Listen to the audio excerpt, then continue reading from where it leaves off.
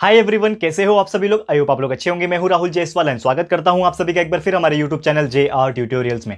Friends, आज again आपके सामने मोस्ट इंपॉर्टेंट फिजिक्स का लेक्चर वीडियो लेकर आ गया हूं दोस्तों, जिसमें हम पढ़ने वाले हमारे 11th स्टैंडर्ड के लिए फिजिक्स सब्जेक्ट का जो हमारा चैप्टर चल रहा था फ्रेंड, जो हमने चैप्टर की शुरुआत की थी, जिसका नाम है chapter number 6 mechanical properties of solid. आज हम इस पर्टिकुलर चैप्टर का लेक्चर नंबर 2 आपके लिए लेकर आ गए हैं, जो कि अगेन एक बहुत ही इंपॉर्टेंट लेक्चर वीडियो होने वाला है। तो दोस्तों, जैसे कि आपको पता है कि इसके पहले ही जस्ट हमारा पहले लेक्चर में लेक्चर नंबर 1 में हमने ये चैप्टर को स्टार्ट किया था एंड उसमें कुछ बेसिक चीजें जैसे कि इलास्टिसिटी क्या होता है, प्लास्टिसिटी क्या होता है, कुछ basic elastic behaviours of solid क्या होता है, वो सभी चीज हमने डिस्कस किया था हमारे प्रीवियस वीडियो में। तो उम्मीद करता हूं कि आपने जस्ट इसके पहले का लेक्चर यानी कि लेक्चर नंबर 1 जरूर से देखा होगा। अगर आपने नहीं देखा है तो प्लीज जाके पहले का लेक्चर देख लेना दोस्तों, बहुत ज्यादा कंसेप्चुअल लेक्चर वीडियो था वो। ठीक है, तो आज के इस लेक्चर की वीडियो की बात करते हैं। लेक्चर नंबर 2 है, तो इसमें जो सबसे पहले जो टॉपिक हमें पढ़ना है दोस्तों, आज के जो टॉपिक का नाम है वो है, बहुत ही हॉट टॉपिक माना जाता है इसको, यानी कि बहुत इंपॉर्टेंट माना जाता है, जिसका नाम है स्ट्रेस एंड स्ट्रेन।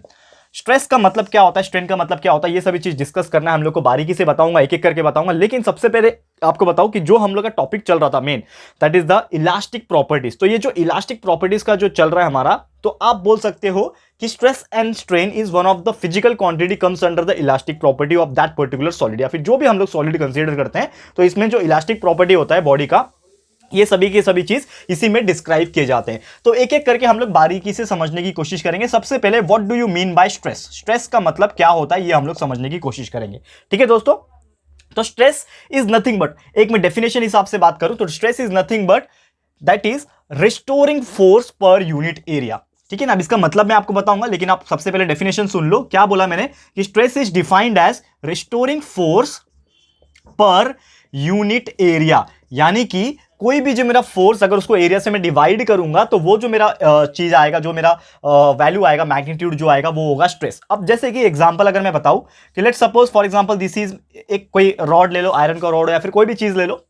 अगर मैं क्या करता हूं, इसके ऊपर एक फोर्स लगाता हूं, ठीक है ना, एक क्या करता हूं, इसके ऊपर एक फोर्स लगाता हूं। समझ लो मैंने इसके ऊपर एक फोर्स लगाया F नाम का, तो जैसे ये इसके ऊपर मैंने फोर्स लगाया तो ये फोर्स ये पूरे एरिया के ऊपर काम कर रहा है, यानी कि ये पूरे एरिया के ऊपर क्या कर रहा है, एक तरीके से कुछ फोर्स लग रहे हैं। तो ये जो फोर्स लग रहा है, तो ये एरिया जो है कहीं ना कहीं क्या होगा, एक तरीके से वो एरिया के ऊपर स्ट्रेस आ जाएगा। जैसे कि हम लोग को कभी कभी स्ट्रेस आ जाता है, आप बोलते हैं ना यार बहुत स्ट्रेस है लाइफ में, तो स्ट्रेस का मतलब क्या हो रहा है, हमारे दिमाग के ऊपर बहुत ज्यादा टेंशन आ जाता है, बहुत सारी चीजों का, फैमिली का, इनकम का, बहुत सारी चीजों का, बीमारियों वगैरह का भी क्या हो जाता है, दबाव आ जाता है, एक तरीके से मेंटल टेंशन आ जाता है। तो वही चीज को हम लोग स्ट्रेस बोलते हैं। वैसे कोई भी चीज के ऊपर जो बहुत सारे फोर्स एक्ट करते हैं, लेकिन वो फोर्स जहां पे एक्ट कर रहा है वो कहां पे एक्ट कर रहा है वो भी इंपॉर्टेंट है, यानी कि एक पर्टिकुलर एरिया में। तो वो जो भी सरफेस रहेगा उसके एरिया में जो एक्ट कर रहा है वो फोर्स के हिसाब से बात करेंगे, तो उस चीज को हम लोग क्या बोलेंगे दोस्तों, स्ट्रेस बोलेंगे। यानी कि इन शॉर्ट अगर मैं बताने की कोशिश करूं आप लोग को, तो हमारा जो स्ट्रेस का फॉर्मूला बन जाएगा, क्योंकि ये तो डेफिनेशन पॉइंट ऑफ व्यू बात हो गई, that is stress is nothing but restoring force per unit area. लेकिन अगर मैं इसको फॉर्मूला के हिसाब से लिखूं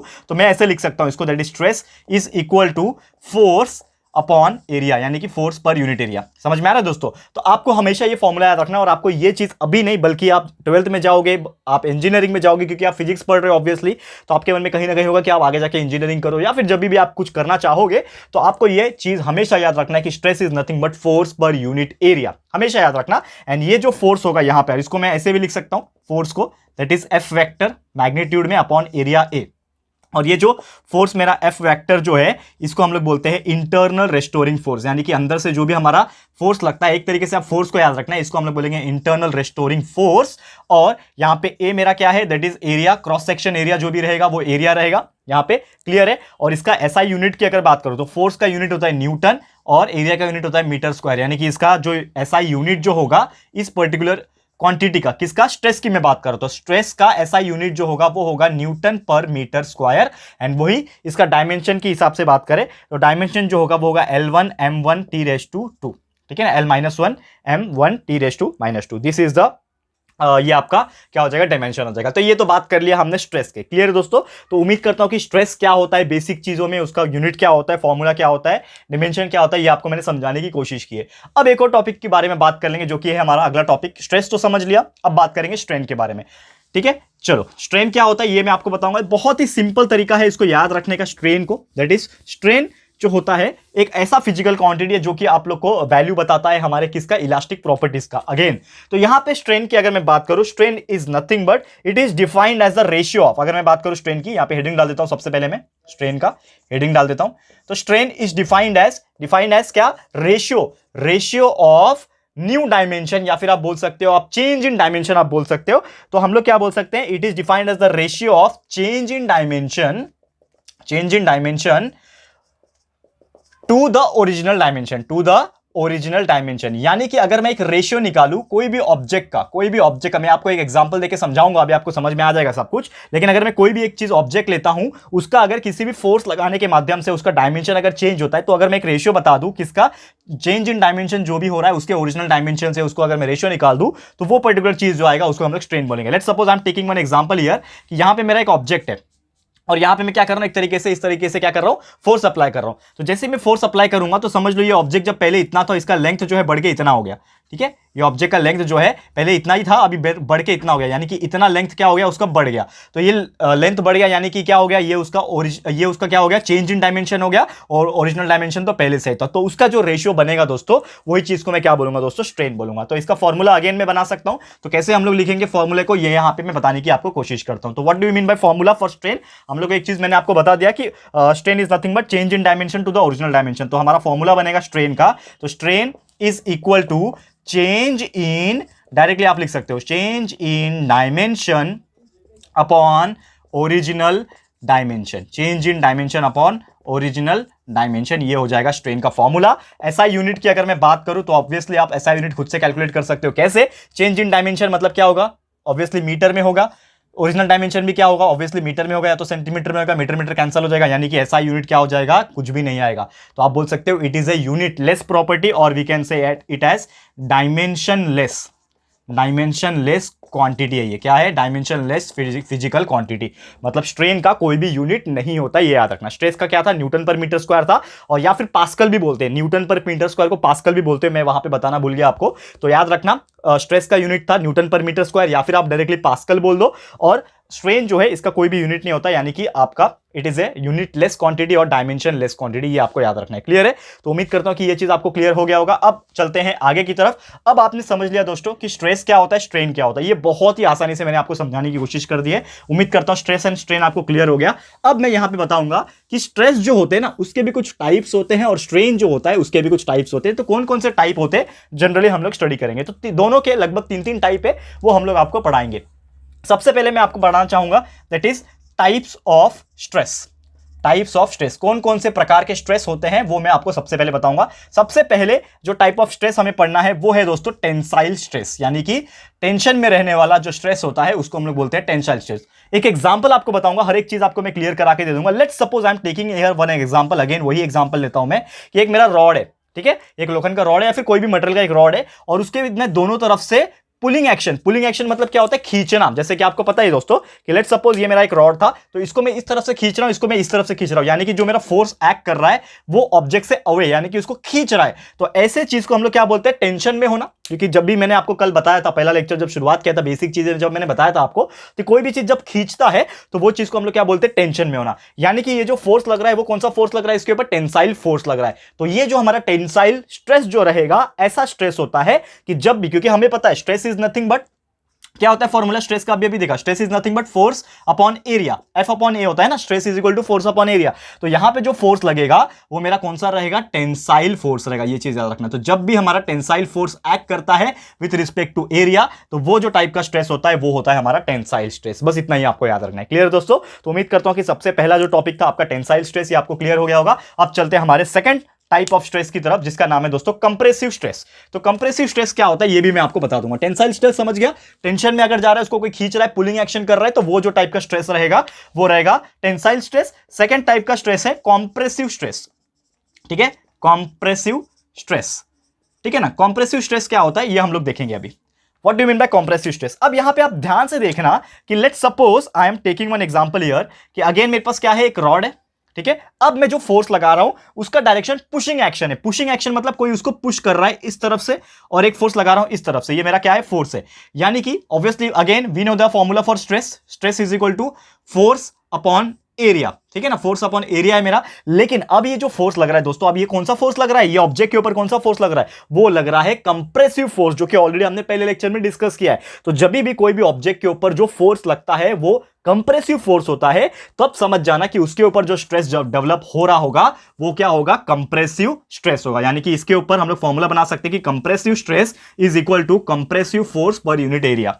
ठीक है, तो कंप्रेसिव फोर्स अगर लग रहा है तो वो जो टाइप का स्ट्रेस रहेगा वो रहेगा कंप्रेसिव स्ट्रेस। क्लियर है, बहुत इजी है, लॉजिक वाइज याद रखना है। टेंसाइल स्ट्रेस कब रहेगा, जब टेंसाइल फोर्स लगेगा पर यूनिट एरिया, तो वो स्ट्रेस टेंसाइल स्ट्रेस।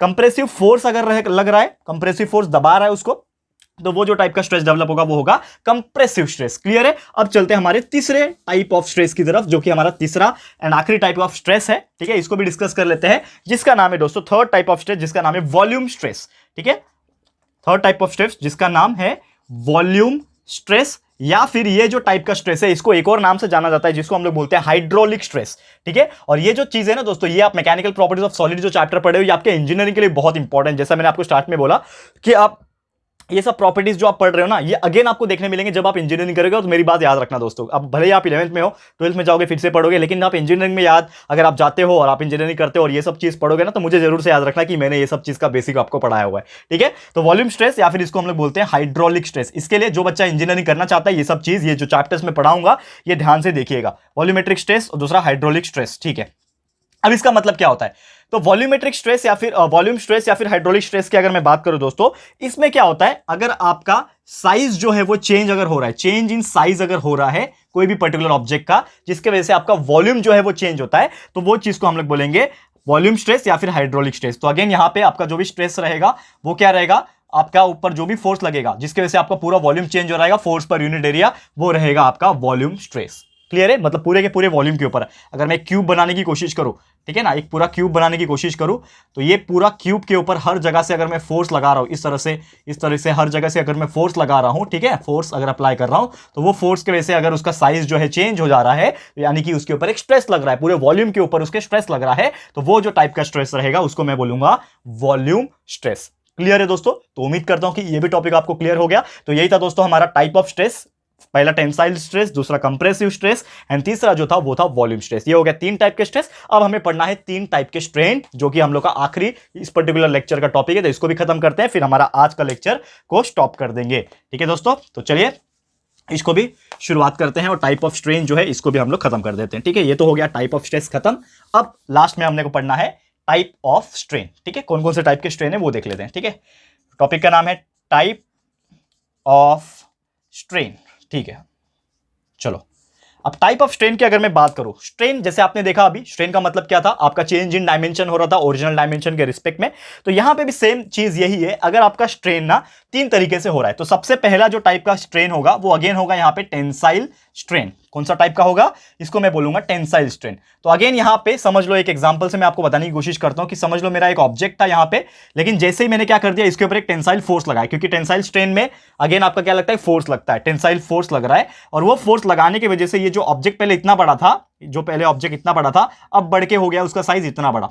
ठीक है, यानी कि ये जो चेंज आया वो क्या हो गया, डेल्टा एल, यानी कि चेंज इन लेंथ को हम लोग डेल्टा एल से डिनोट करते हैं, और ये एल जो है यहां से यहां तक का, ये उसका क्या है, ओरिजिनल लेंथ है। ठीक है, तो हम लोग क्या बोलेंगे, tensile strain is nothing but, हम लोग बोलेंगे इसका फॉर्मूला अगर मैं बनाने की कोशिश करूंगा कि what do you mean bye tensile strain, तो इसका जो फॉर्मूला बनेगा वो बनेगा टेंसाइल स्ट्रेन, टीएस लिख रहा हूं मैं टेंसाइल स्ट्रेन के लिए, आप लोग पूरा पूरा लिखिएगा, मेरे पास टाइम कम होता है और यहां पे आप समझ सकते हो दोस्तों, बार बार वही चीज लिखना। तो ये समझ जाना दोस्तों क्या है, ये tensile strain is equal to, that is change in length. अगर मेरा लेंथ चेंज हो रहा है with respect to original length, क्योंकि हमारा मेन डेफिनेशन स्ट्रेन का क्या है, स्ट्रेन का डेफिनेशन क्या है, change in dimension to the original dimension. तो यहां पे जो डायमेंशन चेंज हो रहा है वो कैसा हो रहा है, लेंथ के अकॉर्डिंग हो रहा है। तो इसके लिए हम लोग लिख रहे हैं यहां पे changing length upon original length, change in length upon original length. और इसको मैं कैसे लिख सकता हूं, चेंज इन लेंथ कितना हो रहा है, डेल्टा एल हो रहा है, तो डेल्टा एल, ओरिजिनल लेंथ कितना है, एल है, तो डेल्टा एल अपॉन एल, ये हमारा फॉर्मूला रहेगा फॉर टेंसाइल स्ट्रेन। ठीक है, ये हमेशा एग्जाम में पूछता है, कैलकुलेट द टेंसाइल स्ट्रेन। ठीक है, न्यूमेरिकल्स वगैरह पूछता है एग्जाम में, डायरेक्टली फॉर्मूला पूछ सकता है, तो आप लिख सकते हो टेंसाइल सेल का फॉर्मूला जो होता है वो होता है changing length upon original length. बहुत ही सिंपल एंड स्वीट सा फॉर्मूला इसका। क्लियर है दोस्तों, तो उम्मीद करता हूं कि सबसे पहला जो टॉपिक था, यानी कि टाइप ऑफ स्ट्रेन का पहला टेंसाइल स्ट्रेन, ये आपको क्लियर हो गया होगा। अब चलते हैं, आपको एक और बताऊंगा, that is second type of strain. ठीक है, कौन सा स्ट्रेन है वो मैं आपको बताऊंगा। ठीक है, तो उसको रफ कर लेते हैं फटाफट से, फिर आपको मैं सेकंड वाला भी बता लेता हूं। ओके, अब चलते हैं हमारा सेकंड टाइप। पहला तो आपने देख लिया जिसका नाम था टेंसाइल स्ट्रेन। अब सेकंड जो टाइप ऑफ स्ट्रेन है इसका नाम है दोस्तों यहां पे अगेन, जिसका नाम है वॉल्यूम स्ट्रेन। ठीक है ना, वॉल्यूम में अगर कोई चेंजेस आ रहा है तो उसको मैं बोलूंगा वॉल्यूम स्ट्रेन। तो अगेन समझ लो यहां पे अगेन मेरे पास क्या है, क्यूब है। ठीक है, यहां पे मैं समझ लो क्यूब अगेन ड्रॉ कर रहा हूं यहां पे। ठीक है, इस तरह से ये क्यूब है 3D में। ठीक है ना, अगेन यहां पे मैं कैसा लगा रहा हूं, एक तरीके से फोर्स लगा रहा हूं। ठीक है ना, समझ लो फोर्स लगा रहा हूं, एंड वो फोर्स लगाने की वजह से ये जो वॉल्यूम था इसका, वो वॉल्यूम में चेंजेस अगर आ जाते हैं, ठीक है ना, because of that particular force, वो जो ऑब्जेक्ट का वॉल्यूम पहले जो था वो वॉल्यूम में चेंजेस आ गए, या तो कम हो गया या फिर ज्यादा हो गया। Let's suppose the type of force, compressive force लगेगा तो छोटा हो जाएगा, टेंसाइल फोर्स लगेगा तो ज्यादा भी हो सकता है, डिपेंड करता है कौन सा टाइप ऑफ फोर्स लगता है। लेकिन यहां पे मुद्दे की बात वो नहीं है, मुद्दे की बात ये है यहां पे कि अगर उसका वॉल्यूम चेंज हो रहा है with respect to the original volume, तो वो टाइप का हम लोग स्ट्रेन को बोलेंगे वॉल्यूम स्ट्रेन। यानी कि वॉल्यूम, इसको मैं शॉर्टकट अगेन लिखता हूं, volumetric strain is equal to change in volume. अगर जो भी ऑब्जेक्ट है मेरा उसका वॉल्यूम अगर चेंज हो रहा है with respect to original volume. ठीक है ना, समझ में आ रहा है दोस्तों, बहुत सिंपल सा स्वीट सा डेफिनेशन है, हर एक में सेम है। Changing length upon original length हो गया, वैसे वॉल्यूम के लिए क्या हो जाएगा, change in volume upon original volume. यानी कि इसको मैं लिखूंगा तो चेंज इन वॉल्यूम कैसे लिखूंगा, delta V upon capital V, यानी कि delta V upon V is nothing but change in volume upon original volume. This is the formula for volume strain, and यही हमारा second type of strain. Clear है दोस्तों, तो उम्मीद करता हूं कि ये भी चीज आपको बहुत ही इजीली क्लियर हो गया होगा। तो ये हमारा दो टाइप का स्ट्रेन था यहाँ पे, volume strain and tensile strain, ये आपको समझ में आ गया होगा। यही दो तरीके के स्ट्रेन आपके सिलेबस में इंक्लूड है। अब चलते हैं हमारा एक और छोटा सा टॉपिक आपको पढ़ाना चाहूंगा जिसका नाम है दोस्तों शियर। अब शियर का मतलब क्या होता है ये मैं आपको बताऊंगा सबसे पहले, एंड उसके बाद शियर स्ट्रेस और शियर स्ट्रेन क्या होता है ये मैं आपको बताऊंगा, जो कि अगेन बहुत इंपॉर्टेंट टॉपिक माना जाता है इसको, अभी के लिए भी, 12th के लिए भी, और जब भी आप इंजीनियरिंग करोगे ना दोस्तों तब भी ये बहुत ज्यादा आपको कारगर साबित होने वाला है। तो क्या नाम है टॉपिक का, शियर। अब शियर क्या होता है सबसे पहले ये समझने की कोशिश करो। देखो क्या होता है कि लेट्स सपोज मेरे पास एक कोई ऑब्जेक्ट है, ठीक है, क्या है, एक मेरा ऑब्जेक्ट है, और ये ऑब्जेक्ट के ऊपर जो मैं फोर्स लगा रहा हूं वो इसके सरफेस पे लगा रहा हूं, यानी कि टॉप मोस्ट सरफेस या फिर बॉटम मोस्ट सरफेस, कहीं पे भी अगर सरफेस पे लग रहा है, वो सरफेस पे लगने की वजह से इसका जो शेप है दोस्तों वो क्या हो रहा है दोस्तों, चेंज हो रहा है। ठीक है ना, बिकॉज ऑफ दैट वहां पे क्या हो रहा है, वो चेंज हो रहा है। तो वो जो टाइप का पर्टिकुलर फोर्स जो लग रहा है ना इसके ऊपर, दिख रहा है आपको, समझ लो ये ऑब्जेक्ट है, अब ये ऑब्जेक्ट के ऊपर एक मैं फोर्स लगा रहा हूं, एक फोर्स लगा रहा हूं, ये ऑब्जेक्ट के सरफेस के ऊपर एक फोर्स लगा रहा हूं, जिसके वजह से कुछ ना कुछ चेंजेस आ जाएगा इसके अंदर। तो वो जो फोर्स लग रहा है ना दोस्तों इसके ऊपर, ये जो फोर्स इसके ऊपर जो लगेगा वो रहेगा दोस्तों जिसका नाम हम लोग बोलते हैं शियर फोर्स। वो जो टाइप का फोर्स रहेगा उसको बोलेंगे शियर फोर्स, एंड वो फोर्स लगाने की वजह से अगर उसका कुछ भी लाइक वियर एंड टियर हो रहा है, कुछ भी चेंजेस हो रहा है शेप में, तो उस चीज को हम लोग बोलते हैं शियर होना, यानी कि उसका बिखरना बोल सकते हो, या फिर ऑन नॉर्मल लैंग्वेज में तो आप बोल सकते हो उस चीज का क्या हो रहा है, शियर हो रहा है। ठीक है, तो ये तो नॉर्मल सा टॉपिक था, आपको समझ में आ गया कि शियर का मतलब क्या है। लेकिन मेन हम लोग को पढ़ना है कि शियर तो आपने समझ लिया, लेकिन शियर फोर्स और शियर स्ट्रेन एग्जैक्टली क्या होते हैं ये आपको पढ़ना है। तो सबसे पहले मैं आपको बताऊंगा शियर स्ट्रेस। ठीक है, तो शियर स्ट्रेस हम लोग पढ़ेंगे। शियर स्ट्रेस का मतलब क्या होता है, तो जैसे कि मैंने बोला कि लेट्स सपोज एक कोई भी पर्टिकुलर क्या है, एक तरीके से मेरा ऑब्जेक्ट है, ठीक है ना, समझ लो एक बड़ा सा मैंने ऑब्जेक्ट बनाया है यहाँ पे, एक मेरा क्या है, ये ऑब्जेक्ट है। अब ये ऑब्जेक्ट में क्या कर रहा हूं, एक तरीके से मैं इस तरह से क्या कर रहा हूं, फोर्स अप्लाई कर रहा हूं, यानी कि इसके सरफेस पे मैंने क्या किया, फोर्स अप्लाई किया, एंड वो फोर्स अप्लाई करने की वजह से, ये जो फोर्स मैं अप्लाई कर रहा हूं यहाँ पे, ये फोर्स अप्लाई करने की वजह से इसका जो शेप है वो लगभग ना ऐसा हो गया, इसका जो शेप है वो क्या हो गया, लगभग ऐसा हो गया। यानी कि पहले इसका शेप स्क्वायर दिख रहा था, अब थोड़ा सा पैरेललोग्राम जैसा हो गया, यानी कि इसके ऊपर, ये चीज के ऊपर जब फोर्स लगा तो ये कैसा हो गया, इसका शेप जो है वो चेंज हो गया ऑटोमेटिकली। तो शियर फोर्स, शियर स्ट्रेस का मतलब क्या हो जाएगा कि इसके ऊपर जो फोर्स लग रहा है वो एक टैंजेंट पे लग रहा है, जैसे आपने सर्कल में पढ़ा है बचपन में कि एक टैंजेंट होता है। तो ये पर्टिकुलर चीज, ये जो ऑब्जेक्ट था इसके ऊपर क्या लग रहा था दोस्तों, ये ऑब्जेक्ट के ऊपर एक तरीके से इसके टैंजेंट के ऊपर फोर्स लग रहा था, जिसकी वजह से इसका जो शेप था दोस्तों वो क्या हो गया, चेंज हो गया, और इस प्रकार का शेप जो है वो बन गया। ठीक है ना, तो इसी के लिए जो शियर स्ट्रेस होता है, इसको हम लोग फॉर्मूला अगर मैं बनाने की कोशिश करूं तो shear stress is nothing but, हम लोग को पता है स्ट्रेस का मतलब होता है फोर्स अपॉन एरिया, ठीक है ना, फोर्स अपॉन एरिया होता है, आपको पता ही है। लेकिन यहां पे जो फोर्स लग रहा है वो कौन सा फोर्स लग रहा है, टेंजेंशियल फोर्स लग रहा है। तो मैं इन शॉर्ट में बोलूंगा कि shear stress is equal to tangential यानी कि टेंजेंट के ऊपर लगने वाला जो फोर्स है, टेंजेंशियल फोर्स अपॉन एरिया अगर मैं करूंगा, tangential force per unit area अगर मैं करूंगा, तो वो जो फॉर्मूला बनेगा एंड वो जो पर्टिकुलर चीज रहेगा उसको हम लोग क्या बोलेंगे दोस्तों, शियर स्ट्रेस बोलेंगे। क्लियर है दोस्तों? तो उम्मीद करता हूं कि ये शियर स्ट्रेस एक्जैक्टली क्या होता है ये आपको समझ में आ गया होगा। अब थोड़ा सा लास्ट टॉपिक है, उसके बारे में भी चर्चा कर लेंगे, जिसका नाम है दोस्तों शियर स्ट्रेन। तो शियर स्ट्रेन एक्जैक्टली क्या होता है ये मैं आपको बता दूंगा, फिर हमारा आज का हम लोग ये लेक्चर को हम लोग स्टॉप करेंगे। क्लियर है दोस्तों? तो last topic for today's that is shear strain, ठीक है ना, शियर स्ट्रेन। अब शियर स्ट्रेन की अगर मैं बात करूं दोस्तों, तो शियर स्ट्रेन में नॉर्मली क्या होता है कि अगर मेरा जो भी लेंथ था ओरिजिनल लेंथ के हिसाब से चेंज हो रहा है, यानी कि जो भी मेरा ऑब्जेक्ट का चेंजिंग लेंथ हो रहा है with respect to original length, तो वही चीज को हम लोग क्या बोलते हैं, अगेन यहां पे शियर स्ट्रेन बोलते थे। यानी कि shear strain and longitudinal strain और वी कैन से लीनियर और tensile strain is nothing but equal. तो shear strain is equal to change in length upon original length, जो कि इक्वल होता है आपके tan थीटा से, and theta is equal to angle between that particular object. ठीक है, तो यही था दोस्तों हमारा आज का टॉपिक। उम्मीद करता हूं कि आपको ये चीज 100% क्लियर हो गया होगा।